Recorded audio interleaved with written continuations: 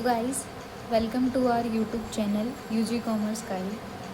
आज हम पढ़ेंगे कॉरपोरेट अकाउंट का chapter number 2, valuation of shares.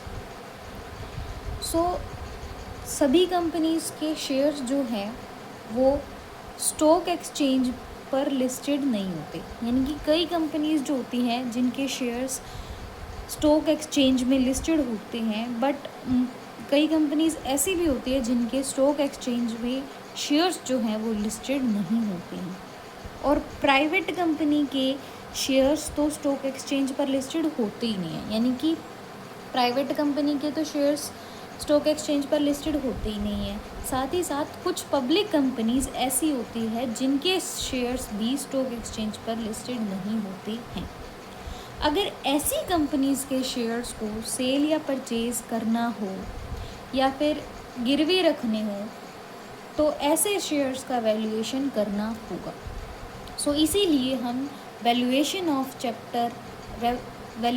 Shares chapter पढ़ते हैं, यानी कि जो कंपनीज स्टॉक एक्सचेंज पर लिस्टेड नहीं होती है, अगर उन कंपनीज के शेयर्स को सेल या परचेज करना हो तो हमें उन कंपनीज के शेयर्स को वैल्यूएट करना होता है, जिसके बेस पर हम शेयर्स के सेल परचेज कर सकते हैं, यानी कि उन शेयर्स की वैल्यू कितनी है एट दैट टाइम मार्केट में, उसको कैलकुलेट करना ही वैल्यूएशन ऑफ शेयर्स कहलाता है।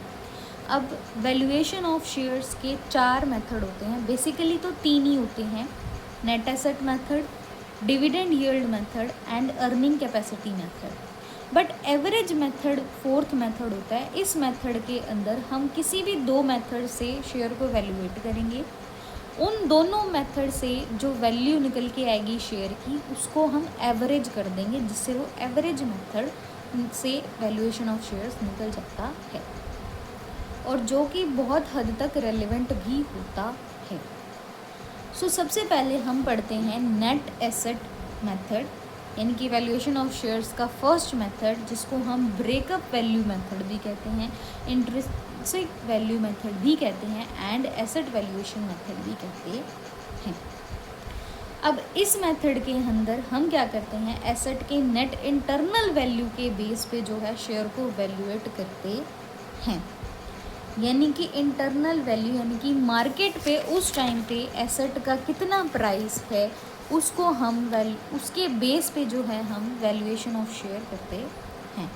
अगर कंपनी का डिसोल्यूशन हो जाता है, यानी कि ये मेथड जो है वो किस पे फोकस करता है, जब कंपनी डिसॉल्व हो रही है और जो हर एक शेयर होल्डर है उसको कितने शेयर मिलेंगे, यानी कि कितना पैसा उनको मिलेगा, ये मेथड इस पर फोकस करता है। ठीक है, तो अब इस मेथड के थ्रू वैल्यूएशन ऑफ शेयर का फॉर्मूला है net assets divided by number of equity shares, यानी कि इक्विटी शेयर्स कितने हैं उससे नेट एसेट्स को डिवाइड कर दिया जाता है। अब नेट एसेट्स को कैलकुलेट करने का फॉर्मूला होता है assets eight market value minus outside liabilities minus preference share capital. अब हमने आपके मन में भी ये सवाल आया होगा कि हम प्रेफरेंस शेयर कैपिटल को माइनस क्यों कर रहे हैं। इसका रीज़न ये है कि हम सिर्फ इक्विटी शेयर होल्डर्स के लिए शेयर का वैल्यूएशन कर रहे हैं, तो इक्विटी शेयर होल्डर के कैपिटल के बेस पे हम शेयर को वैल्यूएट करेंगे, जिसके लिए प्रेफरेंस शेयर होल्डर की कैपिटल को लेस किया जाता है। इससे जो value of net assets available for equity share holders हमारे पास निकल के आ जाता है। अब जब हम वैल्यूएशन ऑफ एसेट्स करते हैं तो उस टाइम पे हमें कुछ प्रिकॉशंस रखनी पड़ती है, यानी कि कुछ बातों का ध्यान रखना पड़ता है जिससे हमारा क्वेश्चन जो है वो ठीक हो। अब सबसे पहला है ऑलवेज कंसीडर मार्केट वैल्यू। हमें सभी एसेट्स की मार्केट वैल्यू जो है वो कंसीडर करनी होती है। अगर क्वेश्चन में मार्केट वैल्यू दी हुई होती है तो हम always and always market value ही लेंगे, बट अगर मार्केट वैल्यू किसी एसेट की नहीं दी हुई है तो हम बुक वैल्यू लेंगे, बट पहले हम मार्केट वैल्यू को कंसीडर करेंगे। दूसरा, हमें नेट डेटर्स लेने होते हैं। नेट डेटर्स कैसे निकलते हैं, डेटर्स में से जब हम बेड डेट्स को है माइनस कर देते हैं। थर्ड है फिक्टिशियस एसेट्स यानी कि preliminary expenses, under writing commission, profit and loss का डेबिट बैलेंस या एडवर्टाइजमेंट एक्सपेंसेस जो होते हैं, ये फिक्टिशियस एसेट्स होती हैं।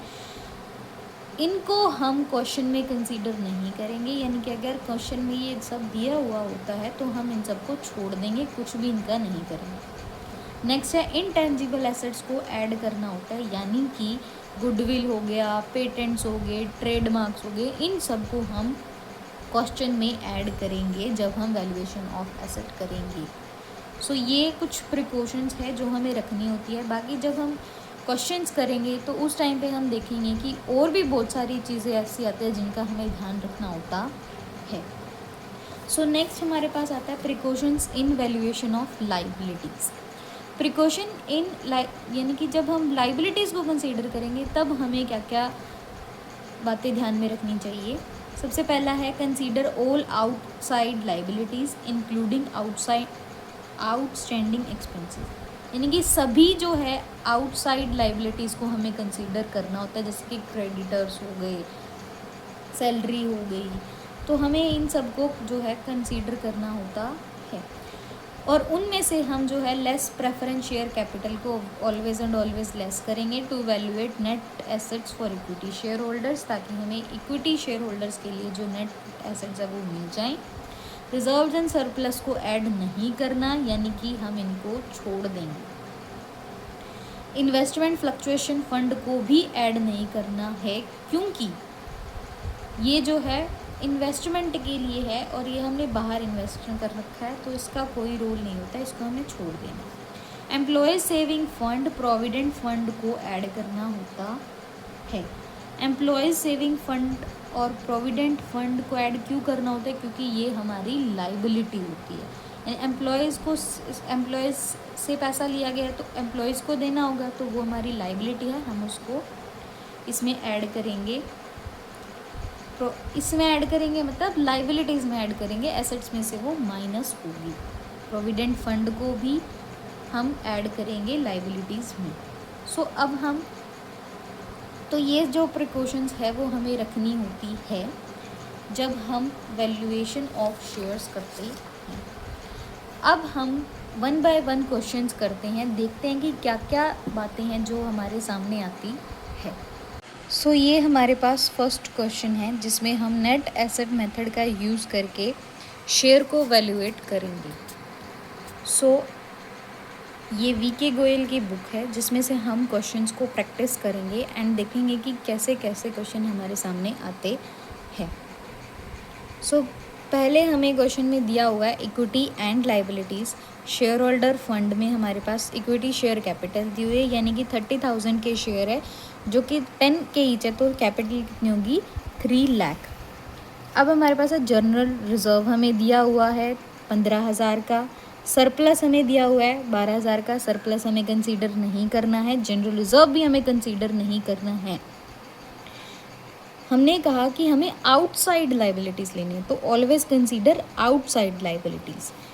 नेक्स्ट है करंट लाइबिलिटीज़ में हमारे पास है ट्रेड पेबल्स 48,000 के, workman saving account, short term provision for taxation, ये हमें लेना होता है।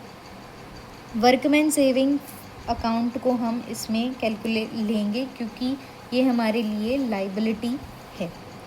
शॉर्ट टर्म प्रोविज़न यानी कि प्रोविज़न फॉर टैक्सेशन, ये भी हम लेंगे क्योंकि ये भी हमारे लिए लाइबिलिटी है। एसेट्स में हमारे पास नॉन करेंट एसेट्स दिए हुए हैं, हमारे पास करंट एसेट्स भी दिए हुए हैं, हमारे पास अदर करंट एसेट्स भी दिए हुए, यानी कि शेयर इशू एक्सपेंसेस है, इनको हम नहीं लेंगे क्योंकि ये फिक्टिशियस एसेट्स के अंडर आते हैं।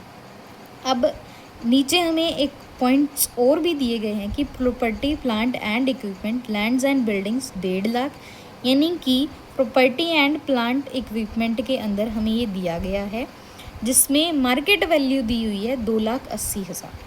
ये मार्केट वैल्यू नहीं है, ये नोट है, तो इसके अंडर दिया हुआ है हमें।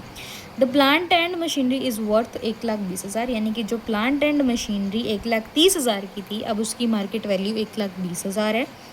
जो land and building have been valued at 2,36,000, जो पहले 1.5 लाख की थी अब वो 2,36,000 की हो गई है by an independent valuer. 3500 of the trade receivables are bad. जो ट्रेड रिसीवेबल्स हैं वो 3500 उनमें से बैड है। Find out the value of shares on the net assets basis. Net asset के बेस पे हम जो है शेयर्स को वैल्यूएट करेंगे। और गुडविल में भी टेकन टू बी वर्थ 40,000। अब गुडविल हमें इसमें नहीं दी गई है बट हमें यहाँ पर दी गई है तो हम गुडविल को लेंगे। सो अब हम क्वेश्चंस को सॉल्व करते हैं कि कैसे हम इस क्वेश्चन को सॉल्व करेंगे।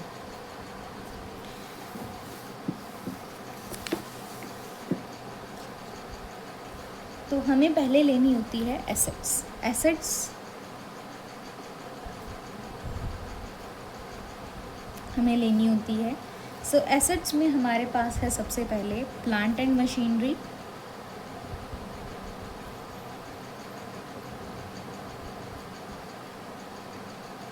जो कि है 1,20,000 की। मैंने आपको कहा था कि हम मार्केट वैल्यू कंसीडर करेंगे,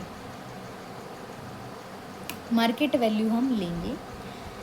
आगे है land and building, land and building जो कि हमारे पास है 2,36,000 की।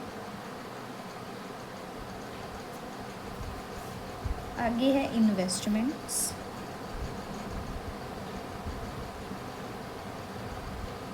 इन्वेस्टमेंट्स हमें दी हुई है 7,500 की। करंट एसेट्स में हमारे पास इन्वेंट्री है जो कि है 69,500 की। ट्रेड रिसीवेबल्स हैं हमारे पास, ट्रेड रिसीवेबल्स है हमारे पास 30,000 की। बट हम जो है ट्रेड रिसीवेबल्स को इसमें नहीं लेते हैं, ट्रेड रिसीवेबल्स को हम इसमें नहीं लेते हैं। अब हमारे पास आता है क्वेश्चन नंबर 2, जिसमें हमारे पास सन्ड्री एसेट्स दी हुई हैं। सिर्फ क्वेश्चन में हमारे पास दिया है कि सन्ड्री एसेट 7,70,000 लेस करके दिखाया गया डेप्रिसिएशन फंड। अब डेप्रिसिएशन फंड जो है वो हमारी एक लाइबिलिटी है तो उसको हम लाइबिलिटी साइड दिखाएंगे। सन्ड्री एसेट ही दिए हुए हैं, सिर्फ नॉन करेंट एसेट में शेयर एक्सपेंस दिखाए हुए हैं जो कि एक फिक्टिशियस एसेट है और उसको हम नहीं लेंगे। लाइबिलिटीज़ में हमारे पास आ जाता है, लाइबिलिटीज़ में हमारे पास ऑब्वियसली सबसे पहले तो डेप्रिसिएशन फंड ही आ जाता है। प्लीज़ फुल फॉर्म यूज़ करना एग्ज़ाम में। 30,000 का हमारे पास डेप्रिसिएशन फंड है। देन हमारे पास 15% जो है वो डिबेंचर्स दिए हुए हैं। डिबेंचर्स 15% 1,20,000 की हैं। देन हमारे पास करंट लाइबिलिटीज़ दी हुई हैं जो कि हैं 85,000 की। फिर हमारे पास जो है शॉर्ट टर्म बोरोइंग्स दिए गए हैं बैंक ओवरड्राफ्ट। सो हम बैंक ओवरड्राफ्ट को भी लेंगे क्योंकि वो है हमारी एक आउटसाइड लाइबिलिटी है जो कि 30,000 की है। उसके बाद हमें नीचे एडजस्टमेंट्स में दिया हुआ है कि assets are worth their book values, interest on debentures it is outstanding for 6 months, यानी कि 6 मंथ्स के लिए डिबेंचर्स पे है जो इंटरेस्ट है वो आउटस्टैंडिंग है। अब 6 मंथ्स के लिए इंटरेस्ट कैसे निकालेंगे हम? हमारे डिबेंचर्स है 1,20,000 के, उस पर इंटरेस्ट जो है 15% 6 मंथ्स के लिए। सो ये हमारे पास आ जाता है 9,000। जब आप इसको कैलकुलेट करोगे तो ये आ जाता है 9,000 आउटस्टैंडिंग इंटरेस्ट ऑन डिबेंचर्स जो कि है 9,000। आगे दिया हुआ है there was a liability of 10,000 which remain unrecorded. अब अनरिकॉर्डेड लाइबिलिटी तो है ही, अब अनरिकॉर्डेड लाइबिलिटी भी हम लेंगे। जो कि है हमारे पास 10,000। तो हम इसका टोटल करेंगे, टोटल करने के बाद हमारे पास आता है 2,84,000। 2,84,000 हमारे पास लाइबिलिटीज़ आ जाती हैं। अब हम निकालेंगे नेट एसेट्स।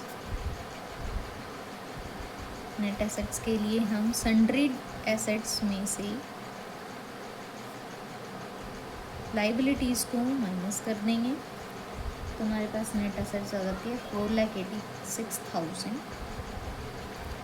अब हमें क्वेश्चन में दिया हुआ है कि इक्विटी शेयर कैपिटल के अंडर हमारे पास 1500 इक्विटी शेयर्स ऐसे हैं जो 100 रुपीज़ के हैं और फुल्ली पेड अप है, और 20,000 इक्विटी शेयर्स हैं 20 रुपये के जो कि 15 कॉल्ड अप है, यानी कि 20 रुपये का शेयर है एक, और जिसमें से कंपनी ने जो है 15 रुपये ही मंगवाए हैं अभी तक। सो जब हमारे पास इस टाइप का क्वेश्चन आ जाता है तो हमें अलग अलग कैलकुलेट करनी होती है वैल्यू ऑफ शेयर की। सो उसके लिए हम क्या करें, अब ये तो हमारे पास सभी इक्विटी शेयर होल्डर्स के लिए नेट एसेट्स आई है, तो हमें इसको डिवाइड करना होता है दोनों में। इसको डिवाइड करने के लिए हम क्या लेंगे कि 1500 इक्विटी शेयर्स हैं 100 रुपये के फुल्ली पेड अप वाले, उनकी कैपिटल है हमारे पास 1.5 लाख, और जो 20,000 शेयर्स हैं 20 रुपये वाले, उनकी हमारे पास 20 रुपये वाले हैं, बट उसमें से हमने 15 ही मंगाए हुए हैं, तो इसकी कितनी कैपिटल होगी 3 लाख। तो हम इन दोनों का जो है वो रेशियो निकाल लेते हैं, तो इसका रेशियो आ जाएगा हमारे पास 1:2, यानी कि इस नेट एसेट्स को हम 1:2 में डिवाइड करेंगे। पहले जो कैपिटल आएगी, यानी कि जो नेट एसेट्स इनके हिस्से में आएगी, उसके बेस पे हम शेयर को वैल्यू करेंगे। तो देखो कैसे करेंगे। फर्स्ट कैटेगरी हमारे पास ये वाली होगी, सेकंड कैटेगरी ये वाली होगी। फर्स्ट कैटेगरी के लिए हम करेंगे 4,86,000 इंटू 1/3, 2 रेख 3, 1 पार्ट हमें निकालना है, तो ये आ जाएगा हमारे पास 1,62,000। इक्विटी शेयर होल्डर्स के लिए आ गई नेट एसेट्स। सेकंड के लिए 4,86,000 मल्टीप्लाइड बाई 2 डिवाइडेड बाई 3, सो ये आ जाता है हमारे पास 3,24,000। अब ये आ गई हमारे पास नेट एसेट्स दोनों के हिस्से में। अब हम इनके बेस पे निकालेंगे valuation of share. First shares के लिए निकालेंगे value of shares is equal to 1,62,000 divided by number of equity shares 1500, तो ये आ जाता है हमारे पास ₹108 पर शेयर, यानी कि इनकी मार्केट वैल्यू कितनी है 108 रुपीज़ पर शेयर। अब सेकेंड बार की हम निकालेंगे value of shares is equal to 3,24,000 divided by 20,000, so ये आ जाता है हमारे पास 16.2 रुपीज़ पर शेयर। ये आ जाती है हमारे पास इन शेयर्स की वैल्यू। सो हमने क्या किया, हमारे पास क्वेश्चन में क्या दिया हुआ था, मेनली क्वेश्चन सारा वही है, सेम है पहले वाले जैसा, बट इसमें हमारे पास नया पॉइंट क्या है कि हमारे पास 2 टाइप के इक्विटी शेयर्स दिए हुए हैं, एक जिसमें 100 रुपीज़ का एक है फुल्ली पेड अप है, बट सेकंड जो है हमारे पास 20 रुपीज़ का है एक, बट उसमें से 15 रुपीज़ ही कोल्ड अप है। सो इस टाइप के क्वेश्चंस में हम पहले दोनों की ऑब्वियसली नेट एसेट्स पहले कैलकुलेट कर लेंगे, फिर दोनों की जो है कैपिटल्स के रेशियो निकाल लेंगे। रेशियो निकालने के बाद नेट एसेट्स को उनमें डिवाइड कर देंगे।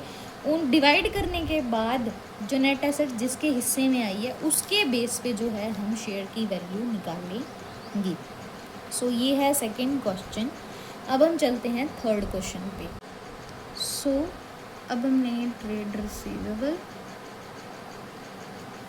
रिसीवेबल हमें दिए हुए 30,000 के, बट उसमें से 3500 के जो है हमारे पास बेड है, यानी कि हमने पढ़ा था ट्रेड रिसीवेबल्स यानी कि डेटर्स नेट डेटर्स हमें लेने होते हैं, डेटर्स माइनस बेड डेट्स। तो इसमें से हमारे पास ये आ जाएगा 26,500। इसके बाद हमें दिया हुआ है कैश एट बैंक,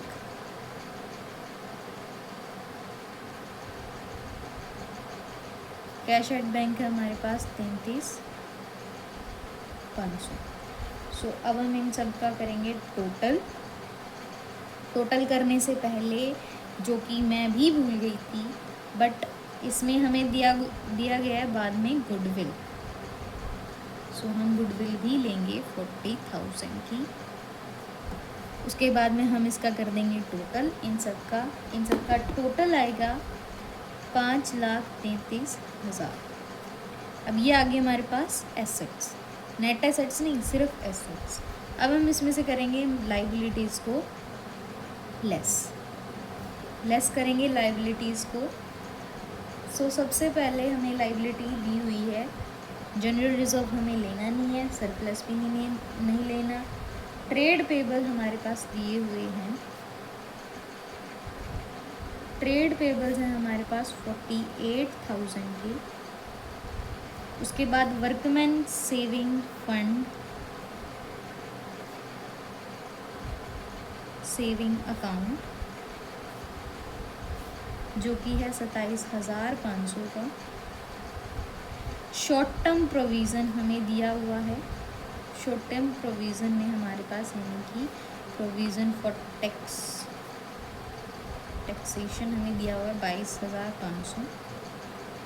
सो ये इसका टोटल बनता है 98,000। अब हम पढ़ा था कि हमें अगर नेट एसेट्स निकालनी है तो हम करेंगे assets minus outside liabilities, minus preference share capital भी करता है, बट इस क्वेश्चन में हमारे पास प्रेफरेंस शेयर कैपिटल नहीं है। तो 5,33,000 माइनस 98,000, आंसर आता है 4,35,000। ये आ गया हमारे पास नेट एसेट्स। अब net assets valuation of share का हम कैलकुलेट करेंगे। Valuation of share is equal to net assets divided by number of equity shares. So net asset है हमारे पास 4,35,000 divided by number of equity shares हमारे पास 30,000। इसका आंसर हमारे पास आता है 14.5 रुपीज़। हमें इसके आगे लगाना होता है क्योंकि हम शेयर को वैल्यूएशन कर रहे हैं, पर शेयर ये हमारे पास वैल्यू आ जाती है, यानी कि 14.5 रुपीज़ का एक शेयर है। मार्केट वैल्यू, शेयर की मार्केट वैल्यू हमारे पास 14.5 रुपीज़ आ जाती है।